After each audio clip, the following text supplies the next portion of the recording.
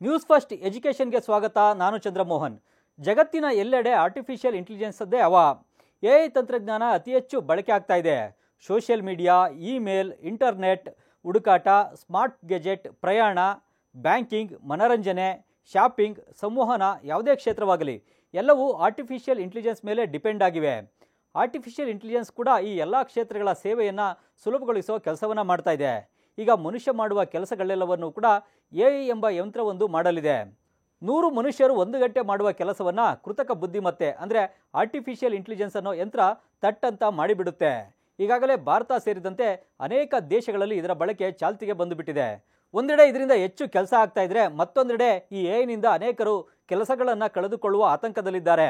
ಇತ್ತೀಚೆಗೆ ವಾಷಿಂಗ್ಟನ್ನಲ್ಲಿ ಸಂದರ್ಶನವೊಂದರಲ್ಲಿ ಮಾತನಾಡಿದ್ದ ಇಂಟರ್ನ್ಯಾಷನಲ್ ಮಾನಿಟರಿ ಫಂಡ್ನ ವ್ಯವಸ್ಥಾಪಕ ನಿರ್ದೇಶಕಿ ಕ್ರಿಸ್ಟಿನಾ ಜಾರ್ಜಿವಾ, ಉತ್ಪಾದಕತೆಯ ಮಟ್ಟವನ್ನು ಹೆಚ್ಚಿಸಲು ಮತ್ತು ಜಾಗತಿಕ ಬೆಳವಣಿಗೆಯನ್ನು ಉತ್ತೇಜಿಸಲು ಎಐ ವಿಪುಲ ಅವಕಾಶವನ್ನು ಒದಗಿಸ್ತಾ ಇದೆ ಎಂದಿದ್ರು. ಅಭಿವೃದ್ಧಿಶೀಲ ರಾಷ್ಟ್ರಗಳಲ್ಲಿ ಎಐ ದುಷ್ಪರಿಣಾಮ ಕಡಿಮೆ ಬೀರುವ ಸಾಧ್ಯತೆ ಇದೆ. ಜಾಗತಿಕವಾಗಿ 40ರಷ್ಟು ಉದ್ಯೋಗಗಳ ಮೇಲೆ ಇದರ ಕರಿಛಾಯೆ ಮೂಡಲಿದೆ ಎಂದಿದ್ರು. ಜೊತೆಗೆ ಎಐನಿಂದ ಅರ್ಧದಷ್ಟು ಉದ್ಯೋಗಗಳು ಮಾತ್ರ ಋಣಾತ್ಮಕವಾಗಿ ಪರಿಣಾಮ ಬೀರ್ತವೆ. ಇನ್ನುಳಿದ ಕ್ಷೇತ್ರಗಳಲ್ಲಿ ಎಐ ಬಳಕೆಯಿಂದ ಉತ್ಪಾದನೆಯಲ್ಲಿ ಅಧಿಕ ಪ್ರಯೋಜನಗಳು ಸಿಗಲಿವೆ. ಎಐನಿಂದ ಮಾನವ ಸಹಿತ ಕೆಲಸ ಸಂಪೂರ್ಣ ಕಣ್ಮರೆ ಆಗ್ಬೋದು, ಇಲ್ಲವೇ ಈ ಕೃತಕ ಬುದ್ಧಿಮತ್ತೆ ನಿಮ್ಮ ಕೆಲಸವನ್ನು ಹೆಚ್ಚಿಸಬಹುದು. ಎಐನಿಂದ ಕೆಲವರ ಉದ್ಯೋಗ ಹೋಗಲಿದೆ ಎಂಬುದನ್ನು ಕ್ರಿಸ್ಟಿಲಿನಾ ಜಾರ್ಜಿವಾ ಒಪ್ಪಿಕೊಂಡಿದ್ರು. ಅದರಲ್ಲೂ ಎಐ ಬಳಕೆಯಿಂದ ಇಂಜಿನಿಯರ್ಸ್ ಕೆಲಸ ಕಳೆದುಕೊಳ್ಬೋದು ಅಂತ ಹೇಳಿದರು. ಹೀಗಾಗಿ ಇದರಿಂದ ಇಂಜಿನಿಯರಿಂಗ್ ಓದಿರೋ ವಿದ್ಯಾರ್ಥಿಗಳಿಗೂ ಕಳವಳ ಶುರುವಾಗಿತ್ತು. ಇದರ ಮಧ್ಯೆ ಗೂಗಲ್ ಸಂಸ್ಥೆಯ ಸಿಇಒ ಸುಂದರ್ ಪಿಚೈ ಇಂಜಿನಿಯರಿಂಗ್ ವಿದ್ಯಾರ್ಥಿಗಳಿಗೆ ಭರ್ಜರಿ ಗುಡ್ ನ್ಯೂಸ್ ಕೊಟ್ಟಿದ್ದಾರೆ. 2026ರವರೆಗೆ ಗೂಗಲ್ ಕಂಪನಿ ತಮ್ಮಲ್ಲಿರೋ ಇಂಜಿನಿಯರಿಂಗ್ ತಂಡವನ್ನು ವಿಸ್ತರಿಸುತ್ತಲೇ ಇರುತ್ತದೆ ಎಂದಿದ್ದಾರೆ. ಸುಂದರ್ ಪಿಚೈ ಬ್ಲೂಮ್ಬರ್ಗ್ ಟೆಕ್ ಸಮ್ಮೇಳನದಲ್ಲಿ ಮಾತನಾಡಿದಂಥ ವೇಳೆಯಲ್ಲಿ ಎಐ ಮಾನವ ನೌಕರರನ್ನು ಬದಲಾಯಿಸುವುದಿಲ್ಲ, ಅದು ಅವರನ್ನು ಹೆಚ್ಚು ಶಕ್ತಿಶಾಲಿಗಳಾಗಿಸಲು ನೆರವಾಗುತ್ತೆ ಅಂತ ಹೇಳಿದ್ದಾರೆ. ಎಐನಿಂದ ಟೆಕ್ ಕಂಪನಿಗಳಾದ ಅಮೆಜಾನ್, ಮೈಕ್ರೋಸಾಫ್ಟ್, ಮೇಟಾದಲ್ಲಿ ಸಾವಿರಾರು ಮಂದಿ ಉದ್ಯೋಗ ಕಳ್ಕೊಳ್ತಾ ಇದ್ದಾರೆ. ಈ ಹೊತ್ತಲ್ಲೇ ಗೂಗಲ್ ಮಾತ್ರ ಇಂಜಿನಿಯರ್ಗಳಿಗೆ ಹೊಸ ಅವಕಾಶಗಳನ್ನು ಸೃಷ್ಟಿಸಲು ಮುಂದಾಗಿದೆ. ಸುಂದರ್ ಪಿಚೈ ಅವರ ಪ್ರಕಾರ ಎಐ ಉದ್ಯೋಗ ಕಿತ್ತುಕೊಳ್ಳುವ ತಂತ್ರಜ್ಞಾನ ಅಲ್ಲ, ಬದಲಿಗೆ ಇದು ಮನುಷ್ಯರನ್ನು ಹೆಚ್ಚು ಪರಿಣಾಮಕಾರಿಯಾಗಿ ಕೆಲಸ ಮಾಡಲು ಸಹಾಯ ಮಾಡ್ತದೆ.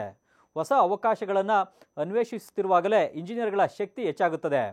ಮುಂದಿನ ವರ್ಷ ಅಂದರೆ 2026ರವರೆಗೆ ನಾವು ಹೆಚ್ಚಿನ ಇಂಜಿನಿಯರ್ಗಳನ್ನು ನೇಮಿಸಿಕೊಳ್ತೇವೆ. ಎಐ ಸಾಮಾನ್ಯ ಕೆಲಸಗಳ ವೇಗ ಹೆಚ್ಚಿಸ್ಬೋದು. ಕ್ರಿಯೇಟಿವ್ ಆಗಿ ಕೆಲಸ ಮಾಡಲು ಮಾನವನ ಪ್ರತಿಭೆ ಅಗತ್ಯ ಇದೆ ಅಂತ ಸುಂದರ್ ಪಿಚೈ ಹೇಳಿದ್ದಾರೆ. ಇಷ್ಟೇ ಅಲ್ಲ, ಸುಂದರ್ ಪಿಚೈ ಅವರು ಗೂಗಲ್ ಮುಂದಿನ ಯೋಜನೆಗಳ ಬಗ್ಗೆ ಕೂಡ ಹೇಳಿದರು.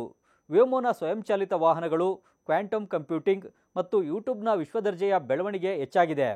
ಭಾರತದಲ್ಲಿನ ಯೂಟ್ಯೂಬ್ ಚಾನಲ್ಗಳ ಸಂಖ್ಯೆ 100 ಮಿಲಿಯನ್ ದಾಟಿದೆ.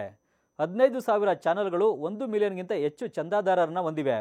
ಈ ಕಾರಣಕ್ಕಾದರೂ ಗೂಗಲ್ಗೆ ಈಗ ಹೆಚ್ಚು ತಾಂತ್ರಿಕ ಕೌಶಲ್ಯ ಹೊಂದಿರೋ ಇಂಜಿನಿಯರ್ಗಳು ಬೇಕಾಗಿದ್ದಾರೆ ಅಂತ ಹೇಳಿದ್ದಾರೆ.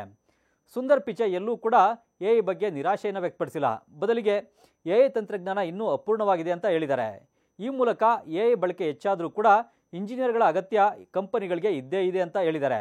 ಈ ಮೂಲಕ ಇಂಜಿನಿಯರಿಂಗ್ ವಿದ್ಯಾರ್ಥಿಗಳಿಗೆ ಸುಂದರ್ ಪಿಚೈ ಗುಡ್ ನ್ಯೂಸ್ ಕೊಟ್ಟಿದ್ದಾರೆ. ಮತ್ತಷ್ಟು ಇಂಟ್ರೆಸ್ಟಿಂಗ್ ಕಂಟೆಂಟ್ಗಳಿಗಾಗಿ ನ್ಯೂಸ್ ಫಸ್ಟ್ ಎಜುಕೇಷನ್ ಸಬ್ಸ್ಕ್ರೈಬ್ ಮಾಡಿ.